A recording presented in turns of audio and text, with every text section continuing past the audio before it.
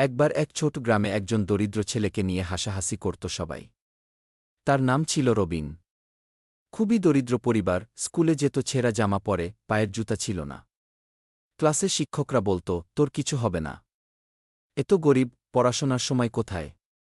কিন্তু রবিনের ছিল এক অসম্ভব স্বপ্ন, একদিন সে হবে একজন বড় বিজ্ঞানী। সবাই তার পেছনে হাসত, এমনকি বন্ধুরাও। একদিন ক্লাসে শিক্ষক প্রশ্ন করলেন, তোমাদের স্বপ্ন কি? রবিন দাঁড়িয়ে বলল, আমি একজন সায়েন্টিস্ট হতে চাই, যারা মহাকাশ নিয়ে কাজ করে। সবাই হেসে উঠল। শিক্ষক বললেন, স্বপ্ন দেখাই ভালো, কিন্তু নিজের অবস্থাটা আগে বুঝে নাও। সেদিন রবিন কেঁদে বাড়ি ফিরেছিল। কিন্তু সে হাল ছাড়েনি। সে প্রতিদিন স্কুলের পর লাইব্রেরিতে যেত। পুরানো বই পড়ত, ফ্রি অনলাইন কোর্স করত মোবাইল দিয়ে।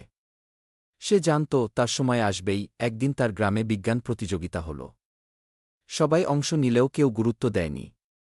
রবিন সেখানে একটা ছোট রোবট বানিয়ে নিয়ে গেল, পুরোপুরি নিজের বানানো। ঘরে থাকা ভাঙা খেলনা দিয়ে তৈরি, সেই রোবটটা বিচারকদের এতই মুগ্ধ করল যে তারা রবিনকে শহরের বড় স্কুলে স্কলারশিপ দিল।